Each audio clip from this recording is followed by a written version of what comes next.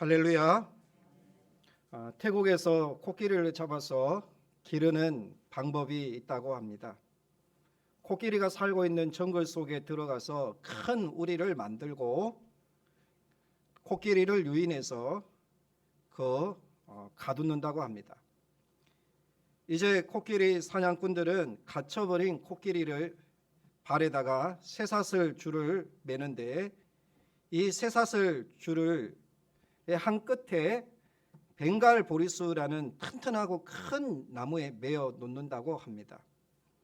이렇게 한 뒤에 우리를 치우고 코끼리가 자유롭게 움직이도록 해준답니다. 코끼리는 며칠 또는 몇 주 동안 발에 묶인 쇠사슬을 끌으면서 그 나무 뿌리를 뽑으려고 힘을 다한다고 합니다. 그러나 결국 코끼리는 자기 힘으로는 도저히 나무 뿌리를 뽑지 못한다는 사실을 깨닫고 발에 묶인 쇠사슬이 팽팽하게만 되면 곧 힘도 쓰지 않고 낙심하고 포기해 버린다는 것입니다. 이제부터는 쇠사슬의 한쪽 끝에 그저 작은 기둥 같은 아무 기둥에나 묶어 놓아도 코끼리는 그냥 줄이 팽팽하기만 하면 시도도 하지 않고 그냥 포기해 버린다는 거예요.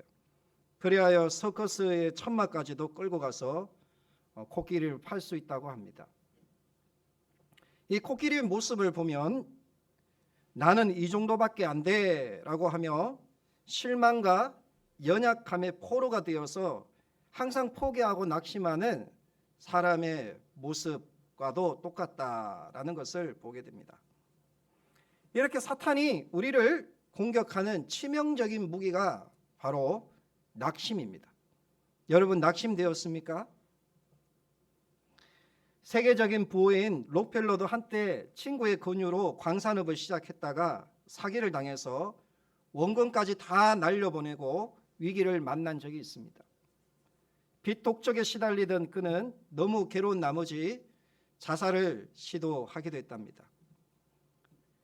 기업을 시작할 때는 철저히 11조 생활을 했는데 록펠러는 황량한 폐강 바닥에 엎드려 통곡하며 기도합니다.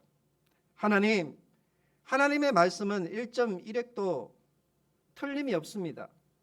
저는 지금까지 하나님을 섬겼습니다. 온전한 11조를 드렸습니다. 그런데 왜 이런 시련을 저에게 주십니까? 하나님의 살아계심을 보여주세요. 간절히 기도했다는 겁니다. 그때 마음속으로부터 하나님의 음성이 들려옵니다. 때가 되면 열매를 거두리라. 더 깊이 파라. 록펠러는 이 말씀을 믿고 폐강을 더 깊이 파기 시작합니다. 사람들은 그가 제 정신이 아니라고 수군거립니다. 그러자 갑자기 놀라운 일이 일어납니다. 황금 대신 검은 물이 분수처럼 공중으로 솟구쳤습니다. 그 액체는 석유였습니다. 그 유전으로 그는 일약 거부가 되었습니다.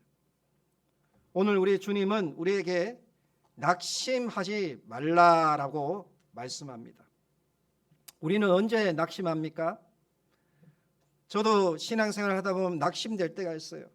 어떠한 기도 제목을 갖고 하나님 앞에 기도하는데 하나님이 침묵하는 것 같고 하나님이 빨리 응답해 주지 않으면 마음이 조급해지고 불안해지고 그냥 하나님 앞에 낙심이 될 때가 있는 것입니다. 여러분은 언제 마음이 낙심이 됩니까? 사람마다 그 낙심되는 것이 다 다를 수가 있는 것입니다. 그런데 근원적으로 우리는 자신의 한계를 경험할 때 낙심이 된다는 것입니다. 기도를 했는데도 자기가 힘을 써서 노력을 했는데도 성과가 이루어지지 않을 때 응답이 드려질 때 낙심합니다. 낙심을 하게 되면 삶의 목표를 잃어버리게 되고 삶의 방황이 찾아오는 것입니다. 방울뱀에게 계속적으로 스트레스를 주게 되면 이 뱀은 나중에 화가 나서 자기를 물고 찢어서 죽는다는 겁니다. 사람들은 자신의 한계를 경험하면 낙심이라는 것이 꼭 찾아옵니다. 찾아와서 포기하고 싶기도 하고 주저앉아 버리기도 하는 것입니다. 그리고는 하나님이 안 계신다 하고는 하나님을 떠나가기도 하는 것입니다. 불행하게도 이렇게 살아가는 많은 사람들이 있습니다. 누가복음 18장 1절에 예수님께서 그러한 낙심하는 자들에게 말씀하는 거예요. 항상 기도하고 낙심하지 말아야 할 것을 비유로 말씀합니다. 한 과부가 있었습니다.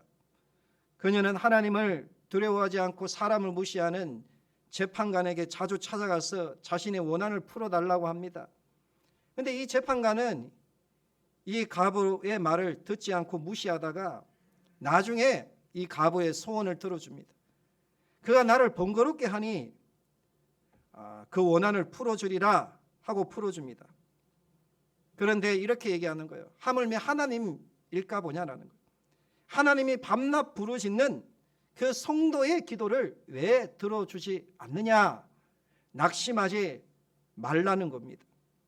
마가복음 7장에도 한 가나안 여인이 예수님을 찾아와서 자기의 딸이 흉악한 귀신에 들렸는데 고쳐달라 합니다. 예수님이 한동안 침묵합니다.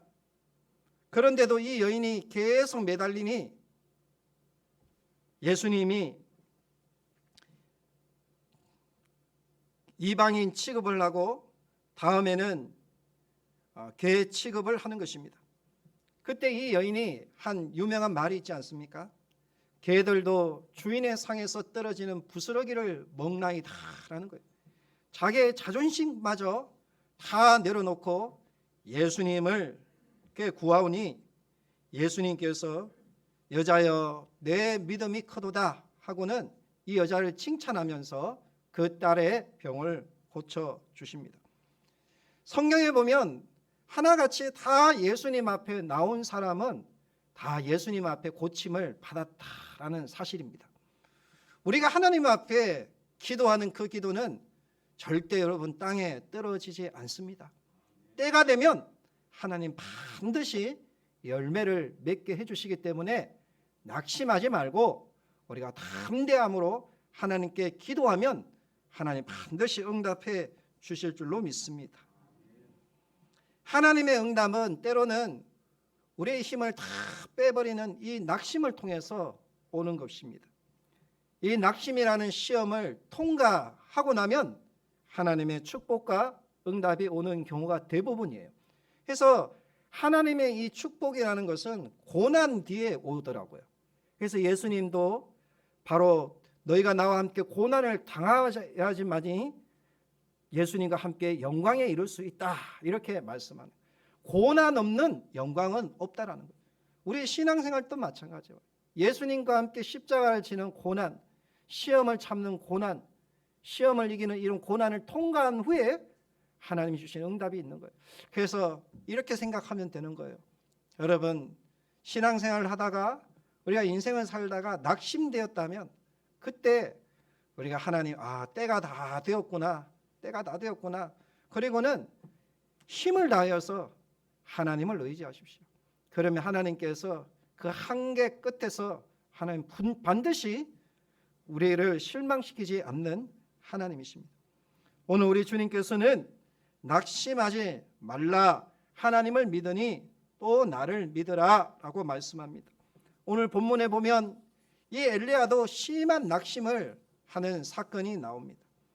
엘리야는 선지자를 대표하는 능력의 사람입니다. 그는 북이스라엘이 가장 타락한 시대에 활동했던 능력의 종이었습니다. 아합 왕과 그의 아내 이세벨이 핍박하던 때에 활동한 선지자였는데 아합은 정치적인 관점으로 보면 탁월한 정치인이었습니다. 그는 시돈 사람인 옙바알의 딸 이세벨과 정략 결혼을 해서 다메섹을 막았고, 그리고 자기의 딸 아달랴를 남쪽 유다 왕 여호람에게 정략 결혼을 시켜서 동맹 관계를 유지하면서 나라를 평안하게 했습니다. 그러나 그에게 문제가 있었습니다. 그가 하나님을 섬겨야 했는데 그가 이 정략 결혼을 통해서 자신의 아내 이세벨을 데려오므로 바알 신까지 데려오게 된 것입니다. 그래서 그 나라가 온통 바알과 아세라를 섬기게 되었고 하나님을 떠나갔습니다. 그래야 하나님께서는 그 땅 백성들이 깨닫게 하기 위해서 3년 6개월 동안 비를 내리지 않게 하셨습니다. 당시에 바알신을 섬기는 것이 국교화되었을 때입니다. 이러한 시기에 하나님은 엘리야를 통해서 다시 말씀합니다. 때가 됐다는 거예요. 바알과 아세라 선지 850명을 갈멜산에 불러서 그들과 누가 참신인가 영적 대결을 하게 합니다. 엘리야의 기도에 응답하신 하나님께서 그 제단 가운데 불을 내려서 하나님 응답해 주심으로 850명의 바알과 아세라 선지자들이 다 죽임을 당하는 것입니다. 그러한 큰 구원을 보았는데 당시에 아합 왕은 하나님을 인정하지 않는 것입니다. 하나님을 믿지 않는 것입니다.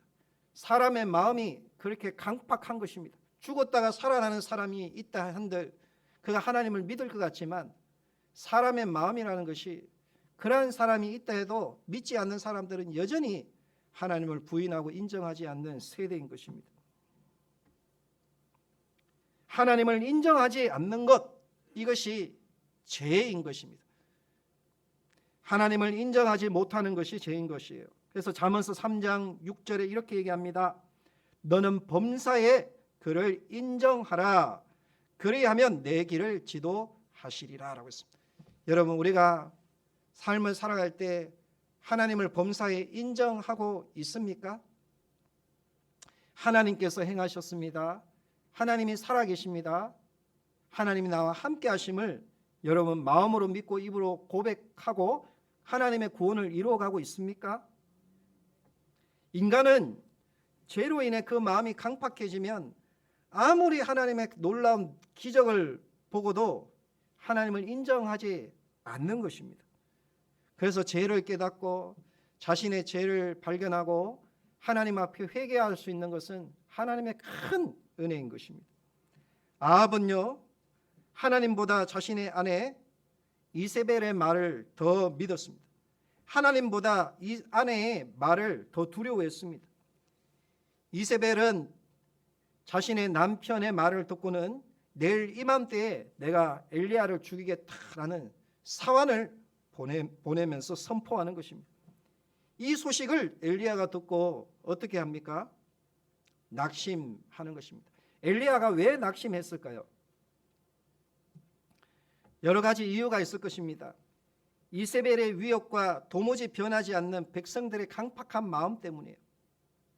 사람들을 바라보면 자신의 한계가 느껴지는 거예요. 그래서 나는 아무것도 아니구나. 내 힘으로는 이 백성들에게 하나님의 말씀을 전할 수 없는 거구나 하고는 실망을 하게 되는 것입니다. 이 엘리야도 낙심이 되었습니다. 그리하여 남쪽 유다 끝지경인 부엘세바로 도망을 갑니다. 그곳에서도 다시 그가 사막길로 광야길로 하루를 더 걸어서 광야로 나아갑니다. 엘리야가 이 낙심할 만도 합니다. 왜냐하면 하나님께서 기도에 응답하셔서 불을 내렸습니다. 눈에 보이는 그 제단에 그 물까지 다 태워버리는 큰 불이었습니다. 닫혔던 하늘 문을 열어주셔서 큰 비를 내려주셨고 아합 왕이 산에서 내려올 때 엘리야가 성령의 능력을 힘입어서 아합 왕의 마차 앞을 달려가는 것도 아합 왕이 보았습니다. 그런데도 이 아합은 도무지 하나님을 인정하지 않는 것입니다. 변화되지 않는 것입니다. 우리가 신앙생활 할 때 가장 큰 고민이 무엇입니까? 예수님을 오랫동안 믿는데도 내 자신이 변화가 되지 않는다는 것. 이 사실은 정말 놀라워요. 하나님의 큰 은혜를 경험하고 하나님을 찬양하는데도 내 믿음이 성장하지 않는 자기의 모습을 보고 우리는 놀라야 되는 거예요. 놀라야 되는 거예요. 그래서 우리가 하나님 앞에 하나님 내 힘으로 능으로 되지 않지만 오직 하나님의 신으로 가능하다는 것을 인정하면서 우리가 겸손해져야 되는 것입니다. 아마 이 엘리야도 인간의 이 악함을 보면서 하나님, 저는 이제 하나님의 일을 못하겠습니다. 제 능력은 이것밖에 안 됩니다. 더 이상 저는 안 됩니다 하고는 낙심을 하는 것입니다. 이 엘리야가 이렇게 낙심하게 된 이유는 본문을 통해 보면 첫 번째는 형편을 보았기 때문입니다. 3절에 보니 형편을 보고라고 말합니다. 그는 형편을 보고 즉시 일어나 도망갑니다. 이 형편이라는 것이 무엇일까요? 여러 가지 상황이겠죠. 상황인 것입니다. 현실인 것입니다. 눈에 보이는 것입니다. 여러분, 우리가 이 눈에 보이는 것, 우리가 이 사람을 바라보고 환경을 바라보면 늘 낙심할 수밖에 없는 현실 속에 우리가 살아가고 있는 것입니다. 그래서 우리 그리스도인들은 현실을 바라보는 것이 아니라 미래를 바라봐야 되는 거예요. 우리가 이 눈에 보이는 것을 바라보는 것이 아니라 눈에 보이지 않는 하나님을 바라보고 하나님 나라를 바라보면서 살아가는 거예요. 땅의 것을 찾는 자가 아니라 위의 것을 찾고 위의 것을 바라보면서 살아가는 자가 그리스도인들이에요. 그래서 현실에 우리가 주저앉아서 현실의 안일함 속에 살아가는 것이 신앙인이 아니라 다가올 미래를 준비하면서 살아가는 것, 이것을 종말론적 신앙이다라고 얘기하죠. 그래서 다가올 미래를 준비하면서 살아가는 사람을 그리스도인이다라고 얘기하는 거예요. 그런데 우리가 순간적으로 이 엘리야는요, 형편을 바라본 거예요. 현실을 바라본 거예요. 사람을 바라본 거예요. 그럴 때 그가 낙심이라는 시험이 찾아온 것입니다. 마태복음 14장에도 보면 베드로가 물 위를 걷는 사건이 나옵니다. 그런데 이 베드로가 물 위를 걸어서 예수님께로 가다가 순간적으로 그가 바람을 보고 물속에 빠져 들어갑니다. 그때 예수님께서 이 베드로에게 왜 의심하였느냐라고 말씀합니다. 여러분, 우리가 주님을 믿지 못하고 의심하게 되고 바람을 바라보고 현실을 바라보면 우리가 물속에 수렁과 웅덩이에 빠지게 되는 것입니다. 시험에 드는 것입니다. 이 엘리야도 형편을 바라보았습니다. 그래서 이 엘리야의 마음에 낙심이 생겼고 두려움이 찾아와서 도망을 가는 것입니다. 두 번째는 이 엘리야가 낙심한 이유가 무엇입니까? 사명을 잊어버렸기 때문입니다. 그래서 하나님, 왜 제가 낙심을 할까요? 하나님, 왜 내 마음에 이런 염려가 있고 왜 이런 마음에 두려움이 있을까요? 이 근원적인 질문을 우리는 살면서 던져야 되는 거예요. 그런데 그 이유가 무엇이냐면 사명을 잃어버렸기 때문에. 여러분, 사명, 엘리야는 하나님이 자신을 왜 불러주셨는지 순간적으로 사명을 잊어버린 거예요. 그래서 자기 혼자 살겠다고 생명을 위하여 도망을 간 것입니다. 어디까지요? 부엘세바입니다. 남쪽 유다 땅 경계까지입니다. 여기서도 안전하지 못하다고 느낀 그는 광야로 나아갑니다. 하나님의 사명을 잊어버린 엘리야는 광야길로 가서 결국 뭐예요?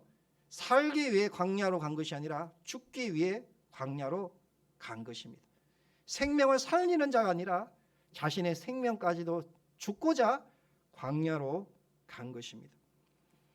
여러분, 우리 성도님들 중에서도 낙심하여 정말 광야로 들어가려고 하는 분들이 계십니까? 광야에서 나와야 하는 것입니다. 광야는 죽음의 장소인 것입니다. 들어가면 살 수가 없는 것입니다. 형편을 바라보고 살아가면 우리는 이 광야길로 빠져 들어가는 것입니다. 5절에 광야로 들어간 엘리야가 로뎀 나무 아래에 누워 자고 있습니다. 로뎀 나무가 큰 그늘을 주는 것 같지만 사실은 그런 상태가 아니라는 거예요. 로뎀 나무 아래에 햇빛을 피하는 것은 유대인들에게는 가장 비참한 신세를 상징한다는 것입니다.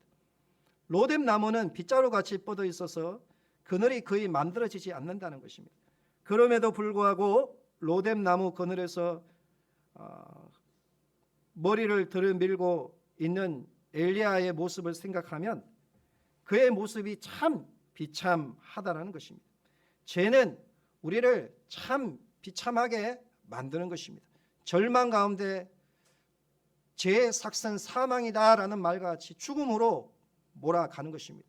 이 죄의 권세에서 우리를 자유케 할 분은 오직 예수님밖에 없는 것입니다. 이 엘리야는 낙심이라는 죄로 인하여서 지쳐 하나님 나를 죽기를 구하는 것입니다. 5절에 로뎀 나무 아래 누워있는 엘리야에게 하나님이 천사를 보내어 그에게 떡과 물을 주시면서 일어나 먹으라 라고 말씀합니다. 우리 하나님께서는 한번 택한 그의 백성은 절대 포기하지 않습니다. 우리는 우리 자신을 포기하고 싶을 때가 있어요. 우리를 낙심하여 정말 우리가 하나님을 떠나가고 싶을 때가 있지 않습니까? 그런데 우리 하나님은 결코 우리를 포기하지 않으시고 우리를 찾아와 주셔서 다시금 우리에게 힘을 공급해 주시는 하나님인 것입니다. 인간적인 실패와 좌절로 죽기를 원하는 그에게 찾아오셔서 그를 어루만져 주시며 숯불에 구운 떡과 물을 그에게 공급해 주시는 사랑의 하나님입니다. 이 사건과 유사한 사건이 요한복음에 또 보면 나오죠.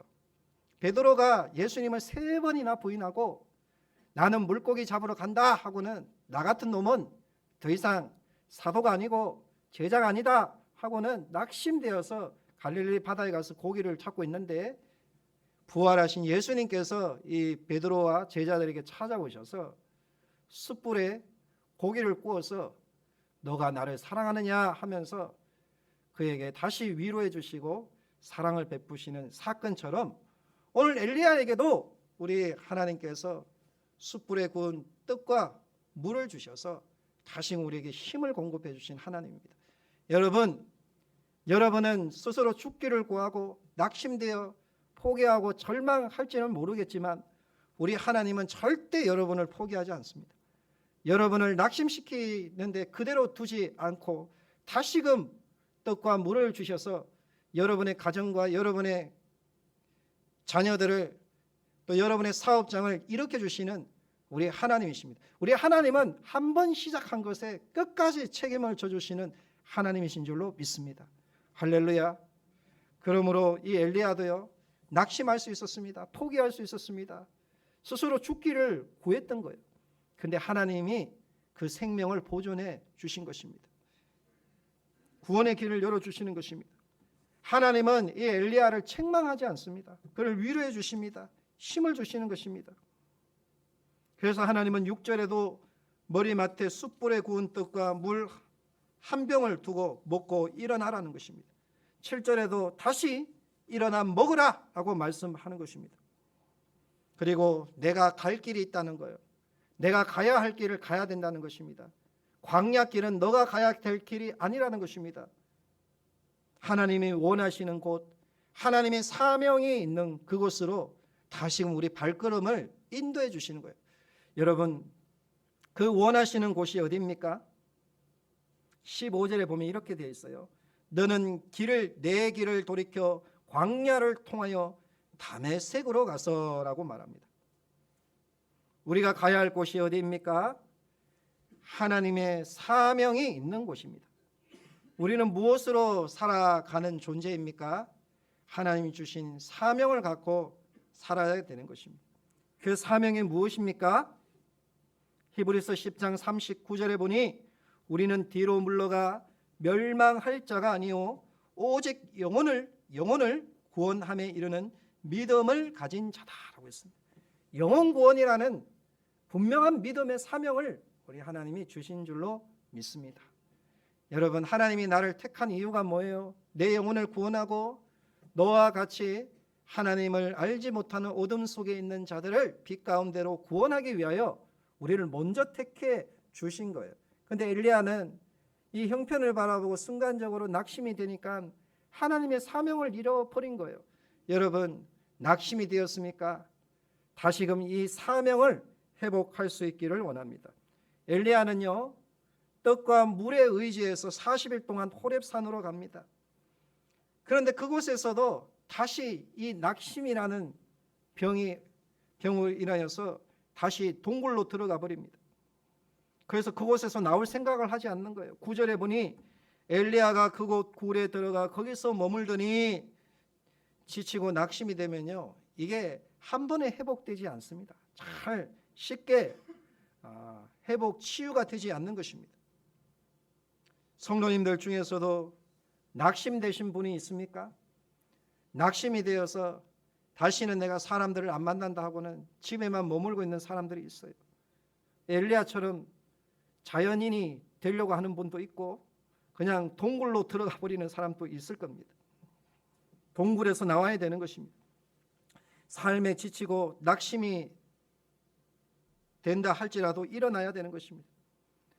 그런데도 하나님이 이 동굴에 있는 엘리야를 그냥 두지 않는 거예요. 다시금 엘리야가 스스로 이제는 떡과 물에 의지하는 것이 아니라 스스로 깨닫기를 원하셨던 거죠. 무엇을 깨닫기를 원했을까요? 9절에 보니 엘리야가 그곳 굴에 들어가 거기서 머물렀는데 여호와의 말씀이 그에게 임하여 이르시되 엘리야야 내가 어찌하여 여기에 있느냐. 너가 있어야 할 자리가 아니라는 거예요. 너가 있어야 할 자리가 어디라는 것입니까? 세 번째, 여호와 앞에 서야 한다라고 말합니다. 하나님 앞에 서야 된다는 거예요. 동굴에서 낙심하고 있는 그에게 하나님이 말씀합니다. 11절에 보니 여호와께서 이르시되 너는 나가서 여호와 앞에서 산에 서라 라고 말씀합니다. 너가 서야 할 곳이 하나님 앞이다라는 거예요. 그런데 이 하나님 앞은 구체적으로 뒤에 보면 이 한 사건을 통해서 하나님 앞이라는 말은 하나님의 말씀 앞이다라는 것을 엘리야가 깨닫게 되는 거예요. 우리는 주님의 약속하신 말씀 위에 굳게 서야 할 줄로 믿습니다. 그리고 하나님께서 하나님 앞에 선다는 것, 이것이 무엇인지 표적을 통해서 이 엘리야를 깨닫게 합니다. 큰 바람이 지나갑니다. 잠시 후에 큰 지진이 일어나고 땅이 불을 토해냅니다. 그것을 보고 선지자는 하나님이 거기 계실 것이다 라고 생각하고 주목을 합니다. 그런데 하나님은 바람 가운데에도 지진 가운데에도 불 가운데에도 계시지 않았고 그 모든 것이 지나간 후에 세미한 하나님의 음성이 들려오더라는 것입니다. 그리고는 엘리야를 다시 살리신 것은 산을 쪼개고 땅을 가르는 바람이나 지진이나 불이 아니라 하나님의 세미한 음성이었다는 것을 깨닫게 됩니다. 이 사건을 통해서 엘리야가 깨달은 것이 무엇일까요? 하나님 앞에 선다는 것은 하나님의 말씀 앞에 말씀으로 다시 돌아가야 된다는 것을 깨닫게 된 것입니다. 여러분, 우리가 낙심되었습니까? 누가 우리를 이 낙심이라는 상처에서 회복시켜 줄 수 있겠습니까? 하나님의 말씀을 내 마음밭에 심으십시오. 내 마음밭에 이 돌을 건져내고 내 마음을 기경하여서 하나님의 말씀을 심으면 이 말씀이 우리를 자유케 하는 것입니다. 말씀이 우리를 회복케 하고 내 영과 혼과 관절 골수를 찔러 쪼개는 것입니다. 우리가 하나님 앞에 선다는 것은 하나님 말씀 앞에 주예요. 주여 어린 사무엘이 주의 종이 듣겠사오니 주여 말씀하옵소서라는 그 말씀 앞에 말씀을 듣겠다라는 그런 고백이 있어야 될 줄로 믿습니다. 오늘 하나님께서는 낙심되어서 광야에서 스스로 죽기를 구하는 이 엘리야에게 찾아오시는 하나님이십니다. 그리고는 그에게 숯불에 구운 떡과 물을 공급해 주셔서 힘을 공급해 주시는 사랑의 하나님이십니다. 우리 하나님은 절대 우리 한 사람 한 사람 포기하지 않습니다. 낙심되었을 때, 아무도 나를 위로할 사람이 없을 때 우리 하나님은 알고 계십니다. 도리어 그것을 책망하는 것이 아니라 찾아오셔서 우리를 먹이시고 우리를 위로해 주시고 우리에게 힘을 주시는 그 하나님은 우리와 함께 하시는 하나님이십니다. 뿐만 아니라 이 엘리야는 잠시 사명을 잃어버렸어요. 우리 성도님들은 하나님께서 영혼 구원이라는 분명한 사명을 주셨습니다. 이 사명을 위해서 우리가 가야 할 길을 가야 되는 거예요. 이 가야 할 길이 다 끝날 때 우리는 하나님 앞에 서야 될 존재인 줄로 믿습니다. 그렇습니다. 엘리야는 자신의 사명을 잃어버리고 한동안 낙심이 되었지만 내가 다시 서야 할 곳은 하나님 말씀 앞이구나라는 것을 깨닫게 되었어요. 하나님의 말씀 앞에 내가 말씀에 순종하며 주의 길을 가야 된다라는 것을 깨달았습니다. 여러분 낙심되었습니까? 다시 우리가 돌아가야 될 곳은 하나님의 앞입니다. 하나님 말씀이 의지할 때 이 말씀이 다시 우리에게 능력을 주시고 힘을 주셔서 우리로 하여금 은혜를 주시는 거예요. 이후에 이 엘리야는요 하나님의 능력의 종이 되지 않습니까? 말씀에 의지하여 그가 하나님 앞에 서게 되는데 죽음을 보지 않고 불말과 불수레로 그가 하늘로 승천하는 하나님의 놀라운 은혜를 경험하게 됩니다. 여러분 때로 우리가 신앙생활을 할 때 낙심이라는 이런 시련이 찾아올 때가 있어요. 기도가 응답되지 않을 때, 내가 하는 사업 가운데에서 이 일에 어려움을 당하게 될 때, 내 생각과 다를 때, 내 인간의 한계가 경험되어질 때 낙심될 때가 있는 거예요. 그러나 여러분 낙심하지 마십시오. 낙심된 자를 하나님이 홀로 두지 않으시고 찾아오십니다. 그리고 말씀으로 다시금 우리를 깨닫게 해주시고 다시 우리를 일으켜 주셔서 그 낙심되었던 마음에 힘을 주시는 우리 하나님이신 줄로 믿습니다. 여러분 이 낙심을 이기고 하나님의 은혜를 잊기를 원합니다. 이사야서 40장 29절에 말씀합니다. 피곤한 자에게는 능력을 주시며 무능한 자에게는 힘을 더해 주신다라고 했습니다. 여러분 우리가 서야 할 곳은 하나님 앞입니다. 여러 가지 시련이 있다 할지라도 코로나로 인하여서 또 경제적인 어려움으로 인하여서 여러분 낙심될 수 있는 상황이지 않습니까? 그렇지만 우리가 하나님의 주시는 힘으로 다시 승리하고 일어나서 영혼 구원 사명을 감당하는 저와 여러분 되기를 축원합니다. 기도하겠습니다. 하나님 아버지 감사합니다. 때로는 우리가 인생을 살 때에 여러 가지 시련으로 인하여서 마음이 낙심이 되고 다시 주저앉고 포기하고 싶을 때도 있지만 하나님께서 다시 우리를 죄와 허물로 죽었던 우리를 살리신 그 은혜를 기억하고 다시 우리가 서야 할 곳은 하나님 앞이다라는 것을 오늘 엘리야처럼 깨닫게 됩니다. 하나님, 우리가 하나님 앞에 서는 존재요 하나님 말씀 앞에 서는 존재가 되어서 다시금 우리가 가야 할 길을 가고 주님 주신 사명 감당할 수 있는 우리 성도님들 되게 하옵소서. 어떠한 시련이 있다 할지라도 내 자신을 의지하는 것이 아니라 하나님의 피곤한 자에게 무능한 자에게 힘을 주시는 하나님의 능력을 의지하는 우리 성도님 되어서 인생을 승리하며 살게 하옵소서. 예수님 이름으로 기도합니다. 아멘.